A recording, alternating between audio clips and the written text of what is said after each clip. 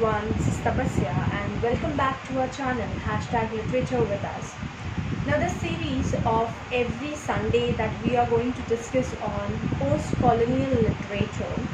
In this, it is a target to complete UGC NET set.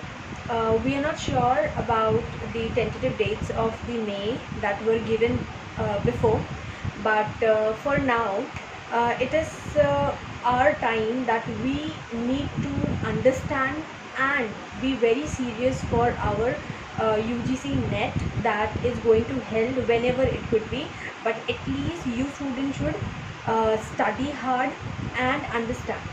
So this series is going to conduct every Sunday, and today's topic is related to post-colonialism. So what exactly is post-colonialism? Now when a word comes post, that means it is after something. Okay, similarly post-colonial is what? After colonization.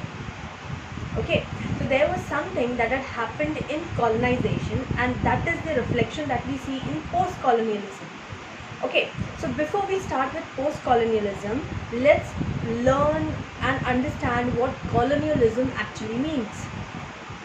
So if we talk about post-colonialism, it generally resembles with post-modern. Okay, so post-modern was the movement that came after modernism. Similarly, post-colonialism is a movement that came after colonialism. Now if you go back to know about our histories that we have learned in our school time, that how history used to tell us that the Britishers were the one who had ruled us for 100 years, 200 years, and they have done something good for us. Also they have done something bad for us. Okay, so in this process what happens is, if we talk about colonialism, what exactly colonialism is, so we'll find, unlike postmodernism or modernism, colonization colonialism is actually direct connected with politics. Okay, so while it is directly connected with politics, the only motto that the colonialism has, that is in 18th and 19th century, what had happened is that some of the European countries tried to take power on different other weaker sections of the nation. For example, it is Latin America, it is Middle East, and a lot part of Asia, and especially India. So we are going to deal with India. Okay, because we need to learn more of post-colonialism about India. No doubt we are going to put our hands in different sections of different countries also. But for now, the important thing that we need to remember is that India was under the rule of Britain. There was not only Britain but also Netherlands and many other countries, they were ruling. Okay, so while they were ruling, what happened was, though we are having a relation with India, we are going to majorly talk about Britain. So Britain became the head, and it was the one who was ruling. Then while it was ruling, India, not only India but also during that time, the major part of Congo, that is in Africa, Brazil, Saudi Arabia, okay, every such weaker section was under the control of these imperial powers. Okay, then now Indians were colonized by Britishers, and also it is the phenomena that affects the literature. So what is the phenomena that affects the literature? It is that what Michael Foucault says.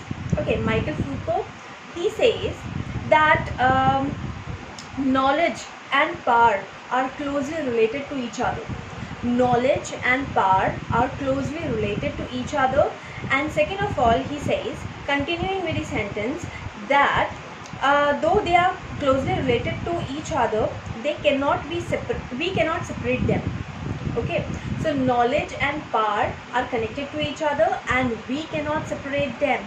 Okay, and also he determines the course that the power that determines knowledge, um, it is the part where Michael Foucault continues with the statement and ends it by saying that knowledge and power is important.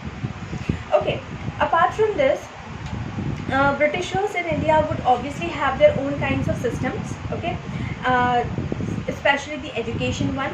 Now, Indians were the one, okay, they were the one who were very uncivilized according to Britishers, and they kept subjecting Indians for this type of system. Okay, what exactly Michael Foucault was trying to talk into this knowledge and power thing is, he says that Britishers knew that Indians are uncivilized people. Okay, uncivilized in their definition is they don't know English. Okay, but though Indians knew their mother tongue, they felt like they should know the international language, though it was not, that was English, and they tried to educate them. They tried to put science and technology, they tried to add various other knowledge, and the system changed. Okay, though India was connected with caste system and was indulged with sati and also with child marriages and all, they felt like India need to grow up. Okay, but this growing up was not in a positive manner.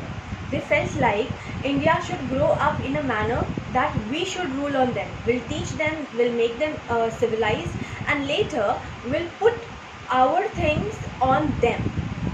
Okay, so that they become our slaves. Okay, they would work for us.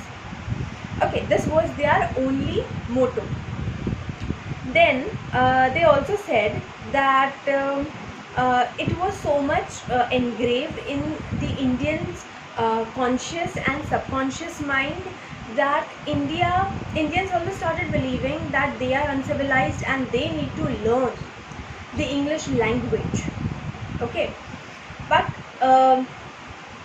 knowledge and power, according to Michael Foucault, that we have learned is now getting connected to Indian people who believe that they were uncivilized.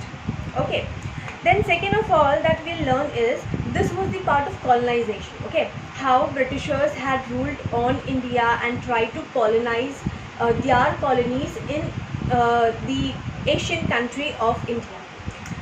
Now, apart from this, there is one more thing that we need to understand, that after colonization there was a part came, that is decolonization. Okay, so after colonization there was not only immediate post-colonization, there was decolonization. Now, what exactly is this decolonization? So we have learned that how decolonization was a part when every country was getting free from the colonial rule. So India got its independence in 1947, and how India was the one who was getting decolonized during that period. But did India get decolonized so immediately? After Britishers had moved out, they made others or the Indian people believe that we are leaving this nation just because we are doing some favor on you. Okay, this was being inbuilt in Indian mind, and there were many writers and reformers who tried to say that Britishers were the one who were trying to upbuild us. Okay, this was the time of deconstruction where everybody was getting separated, and every type of country was getting liberated from their colonized rule. Till 1950, every weaker section of the country got liberated from these colonized rule, roughly 1950s. After 1947, like decolonization was from World War One, you could say, 1918 to World War II, 1945. Okay, so this was the time that was the decolonization period. Also, many countries were liberated from the colonial clutches. Okay, and the decolonization obviously had their own repercussion, like you could say education, um, you could say culture, art, okay, tradition. Now this was the one where we were lacking. Okay, now Britishers have taught us something. Now this was a heavy influence of Britishers that was on us. We following Western culture, okay, we following their art, we following their culture, we following their traditions was going on after the in the decolonization period. Okay, so obviously when decolonization had a positive effect where every colonies was getting out of the clutches of Britishers. On the other hand, you will find that how decolonization had also repercussions and also the negative effects or aspects, you could say. That is, we were under the influence, a very heavy influence of the art, culture and traditions of Britishers. Okay, then there was a time, the idea of enlightenment, okay, the 16th century, where we'll find that how enlightenment period was being thrust upon us, and we were made feel that it was a great favor of the Britishers that they are doing by leaving us. Okay, they are not freeing us, or we are not getting independence just by them, but they are themselves going. Okay, this was the enlightenment period of 16th century that we come to know in the post-colonial period. And they also, while they were going, okay, while they were leaving, they also made every person, every Indian understand that how they were the one who had civilized them. Okay, that means they have civilized the Indians. So this was the part of decolonization. Okay, so one, you know that what colonization was. Second, you know that what decolonization is. Let's move on to post-colonialism. Okay, so post-colonialism obviously is the after effects of colonialism. Once we know what colonialism is, now it is things that had happened during the time of Britishers or colonies that were held, or the colonizers who were ruling on the weaker sections, especially India. Now people try to write. Okay, now I'll give you very good examples for that. Okay, first of all, it is Rabindranath Tagore. In 19th century, no doubt, it was a little late, but in 19th century, Rabindranath Tagore was the one who wrote the nationalist song. Second of all, he wrote Gitanjali, which was quite anti-colonized. Okay, and also he wrote Jana Gana Mana. Now I'll tell you a story about this Jana Gana Mana. It was George V who was visiting India. He was a Britisher. Okay, after independence, George V was visiting India, and he asked Rabindranath Tagore to write something. Just because George V was coming for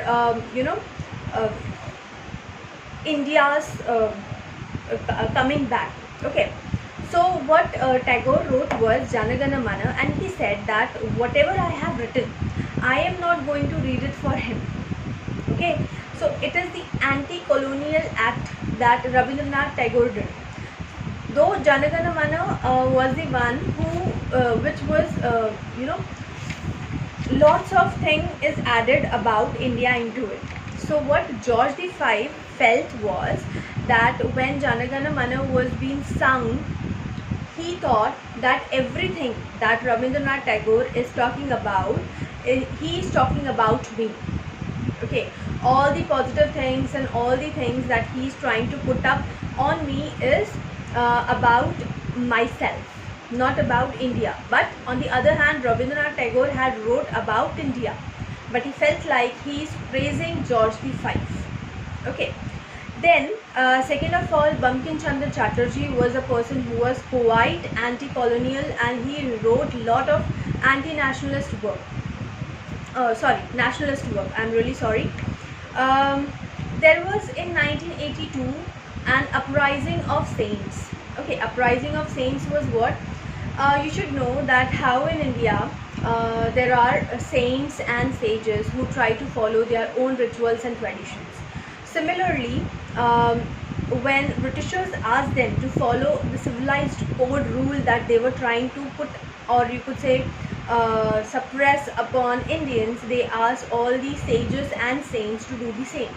But they did not listen to these colonizers, and they put up protest against it. It was in 1882. Do you remember it? And also you should remember that anti-colonialism was being inspired by politics. Okay, and also there is one more fact that you must have known about Joseph Conrad. Okay, his famous work Heart of Darkness. Now this work is, again you'll find it was written in 1899, and you'll find that it is written about Congo. Okay, the Congo is in Africa. So he is writing about the dark nation, and dark nation equally reflects ignorance. Okay, so how we are seeing that these people, these writers are coming up with their writings, and they are trying to put up the ignorant factors into these types of weaker section. Okay, not only Joseph Conrad, also you must have read about E.M. Forster, who had written A Passage to India. Okay, now this writing, you should remember that E.M. Forster had actually worked under the ruler of Madhya Pradesh after independence. He was the guide who used to advise about civilization, okay, Western civilization, to the particular ruler there.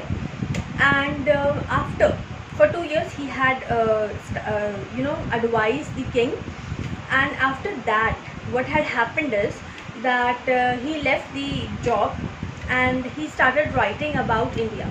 So the portrayal of India just by his eyes was not the Indianness that we could see.